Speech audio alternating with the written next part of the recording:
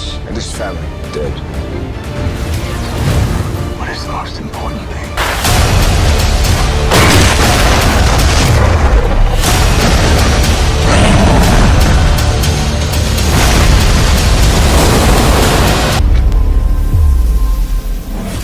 بسم اللہ الرحمن الرحیم۔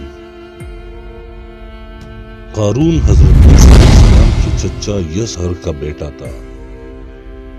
بہت ہی شکیل اور خوبصورت آدمی تھا، اسی لیے لوگ اس کے حسن و جمال سے متاثر ہو کر اس کو منور کہا کرتے تھے۔ اس کے ساتھ ساتھ اس میں یہ کمال بھی تھا کہ وہ بنی اسرائیل میں تورات کا بہت بڑا عالم اور بہت ہی ملنسار اور با اخلاق انسان تھا، اور لوگ اس کا بہت ہی ادب و احترام کرتے تھے۔ قارون حضرت موسیٰ علیہ السلام کی محبت میں رہ کر تورات کے علم سے مالامال ہوا۔ قارون لوگوں کے ساتھ بہت اچھا حسن و سلوک کرتا تھا، جس کی وجہ سے لوگ بھی قارون کی دل و جان سے عزت کرتے تھے۔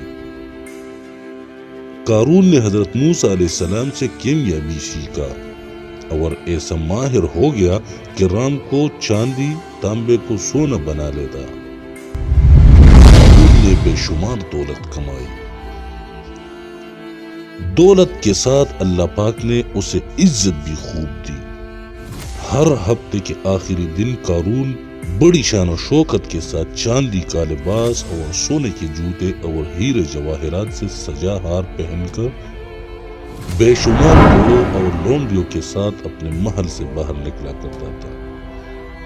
جو کوئی بھی دنیا دار اس کو دیکھتا تو کہتا کہ اللہ تعالیٰ مجھ کو بھی اتنی دولت اور محلوں سے نواز دے تاکہ میں بھی شان و شوکت کے ساتھ زندگی گزار سکوں۔ جو لوگ قیامت کے دن پر یقین رکھتے تھے وہ کہتے ان سب نعمتوں کا اللہ تعالیٰ کو قیامت کے دن حساب دینا ہوگا۔ یہ سب شان و شوکت ایک دن ختم ہونے والی ہے، اس سے بہتر تو یہ ہے کہ اللہ تعالیٰ کی یاد میں زندگی گزاری جائے۔ قارون کے پاس اتنا خزانہ تھا کہ اس خزانے کے چابیوں کو اٹھا کے اس نے کئی خچر رکھے ہوئے تھے۔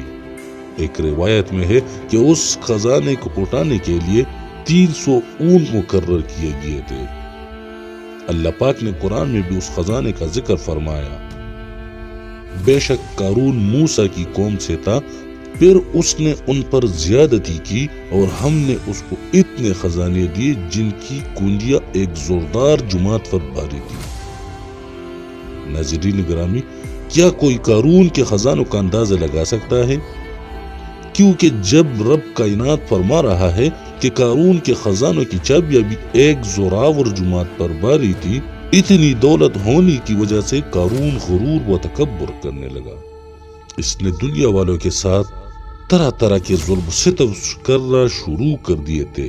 قارون کے پاس لوگ آئے تو کہنے لگے قارون اپنی دولت پر اتنا غرور نہ کر، اللہ تعالیٰ غرور و تکبر کرنے والے کو سخت ناپسند کرتا ہے۔ اس بات کو اللہ تعالیٰ نے قرآن پاک میں یوں فرمایا ہے، میرے نبی وہ واقعات کرو کہ جب قارون سے اس کی قوم کہنے لگی خزانوں پر اتنا شوق نہ بن کہ اللہ تعالیٰ ایسے شوق بازوں کو پسند نہیں فرماتے۔ اللہ تعالیٰ نے تجھے جو خزانے دیے اس سے آخرت میں جنت کا گھر بنا۔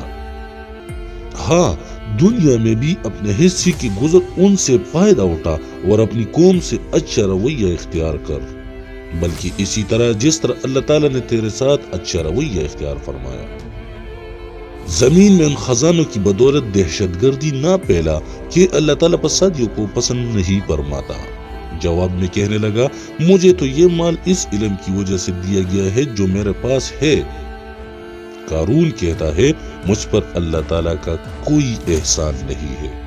اللہ تعالیٰ کی طرف سے حضرت موسیٰ علیہ السلام کو زکوٰۃ دینے کا حکم نازل ہوا۔ جب حضرت موسیٰ علیہ السلام نے قارون کو زکوٰۃ دینے کا فرمایا تو قارون نے کہا جی بھائی، میں اپنی دولت کا 1000 حصہ زکوٰۃ ادا کروں گا۔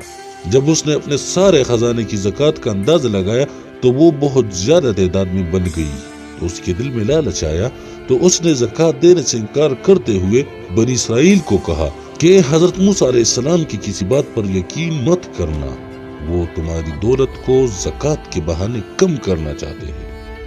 قارون نے بنی اسرائیل کے لوگوں کو حضرت موسیٰ علیہ السلام کے خلاف کرنے کے لیے ایک چال چلی۔ اس نے ایک عورت کو بے شمار دولت دی کہ تم حضرت موسیٰ علیہ السلام پر بدکاری کا الزام لگا دو کہ حضرت موسیٰ علیہ السلام نے میرے ساتھ بدکاری کی ہے۔ قارون نے بنی اسرائیل کو اکٹھا کیا اور حضرت موسیٰ علیہ السلام کے پاس آ کر کہنے لگے، اے موسیٰ، اسرائیل کے لوگوں کو واعظ نصیحت فرمائے تاکہ وہ اللہ تعالیٰ کی طرف متوجہ ہو جائے۔ حضرت موسیٰ بنی اسرائیل کے لوگوں کے پاس تشریف لائے اور فرمانے لگے، جو چوری کرے گا اس کے ہاتھ کاٹ دیے جائیں گے، جو کسی دوسرے پر بدکاری کا الزام لگائے گا اس کو 80 کوڑے مار کر سزا دی جائے گی۔ اگر کوئی شادی شدہ بندہ زنا کرے گا اس کی سزا 100 کوڑے مقرر فرمائی، اور اگر غیر شادی شدہ زنا کرے گا تو اس کو اتنا مارو کہ وہ اسی جگہ مر جائے گا۔ قارون کہنے لگا، اے موسیٰ علیہ السلام، یہ سزائے کس لیے ہے؟ حضرت موسیٰ فرمانے لگے، قارون، یہ سب کے لیے مقرر ہے، چاہے میں کیوں نہ ہوں۔ قارون کہنے لگا کہ بنی اسرائیل کے لوگوں نے آپ پر یہ الزام عائد کیا ہے کہ آپ علیہ السلام نے فلاں عورت کے ساتھ زنا کیا۔ جب اس عورت کو آپ علیہ السلام کے سامنے لایا گیا تو حضرت موسیٰ فرمانے لگے، تجھے اس خدا کی قسم ہے جس نے بنی اسرائیل کے لیے اس دریا کو جاری کیا ہے، اس دریا میں بنی اسرائیل کے لیے راستے بنائے ہیں جس خدا نے تورات نازل فرمائی۔ تجھ کو اس ذات کی قسم کہ سچ سچ بتا، تجھ کو یہ الزام لگانے کا کس نے کہا ہے؟ اس عورت نے کہا، مجھے خدا کی قسم قارون نے مجھے بے شمار دولت کی لالچ دی ہے، میں سب کے سامنے حضرت موسیٰ علیہ السلام پر الزام لگاؤں۔ اسی وجہ سے حضرت موسیٰ علیہ السلام نے بنی اسرائیل کے سامنے ذلیل و خوار ہو جائے گی۔ اس عورت کی بات سنتے ہی حضرت موسیٰ علیہ السلام نے اللہ تعالیٰ کا شکر ادا کیا۔ حضرت موسیٰ علیہ السلام نے خدا سے دعا کی، اے اللہ تعالیٰ، قارون پر سخت عذاب نازل فرما دے، قارون تیرا ناشکر بندہ بن چکا ہے۔ اللہ تعالیٰ نے حضرت موسیٰ علیہ السلام پر وحی نازل فرمائی، میں نے زمین کو تیری فرمان برداری کا حکم دے رکھا ہے، آپ جو چاہے زمین کو حکم دے دے۔ حضرت موسیٰ علیہ السلام نے قارون سے پوچھا، تم نے یہ سب کیوں کیا ہے؟ قارون نے جواب دیتے ہوئے کہا، اے موسیٰ علیہ السلام، اگر اللہ تعالیٰ نے تجھ کو نبوت عطا کی ہے تو میرے پاس بھی دولت کی کوئی کمی نہیں ہے، اگر آپ چاہے تو آپ مجھ کو بددعا دے سکتے ہیں اور میں بھی آپ کو بددعا دوں گا۔ حضرت موسیٰ علیہ السلام نے فرمایا، بتا، پہلے تو مجھے بددعا دے گا کہ میں اللہ تعالیٰ سے تیرے عذاب کی دعا کروں؟ قارون کہنے لگا کہ پہلے میں تجھے بددعا دیتا ہوں۔ قارون نے حضرت موسیٰ علیہ السلام کو بددعا دی تو حضرت موسیٰ علیہ السلام کو کچھ نہ ہوا۔ پھر حضرت موسیٰ علیہ السلام نے بنی اسرائیل کو فرمایا، اے بنی اسرائیل، جو قارون کے ساتھ ہے وہ قارون کے ساتھ جا کر کھڑے ہو جائے، اور جو میرا ساتھی ہے وہ میرا ساتھی آ کر کھڑا ہو جائے۔ حضرت موسیٰ علیہ السلام کا یہ حکم سن کر صرف 2 آدمیوں نے قارون کا ساتھ دینے کو مناسب سمجھا۔ جب وہ آدمی قارون کے ساتھ جا کر کھڑے ہو گئے تو حضرت موسیٰ علیہ السلام نے زمین کو حکم دیا کہ قارون کو اپنے اندر ڈس لے، تو یہ زمین نے ان کو اپنے اندر ڈس لیا۔ جب قارون نے یہ صورتحال دیکھی تو حضرت موسیٰ علیہ السلام کو رشتہ داری کی واسطے دینے شروع کر دیے۔ اس وقت حضرت موسیٰ علیہ السلام نے قارون کی کسی بات کی طرف توجہ نہ دی، اسی طرح قارون سارے کا سارا زمین میں چلا گیا۔ جن 2 آدمیوں نے قارون کا ساتھ دیا تھا وہ کہنے لگے کہ حضرت موسیٰ علیہ السلام نے قارون کو زمین میں اس لیے دفن کیا ہے کہ اس کے سارے خزانوں پر قبضہ کر لوں۔ ان کی زبان سے یہ الفاظ سن کر حضرت موسیٰ علیہ السلام نے زمین کو حکم دیا کہ قارون کے سارے خزانوں کو بھی اپنے اندر دفن کر لے۔ زمین نے حضرت موسیٰ علیہ السلام کے حکم کی تعمیل کی۔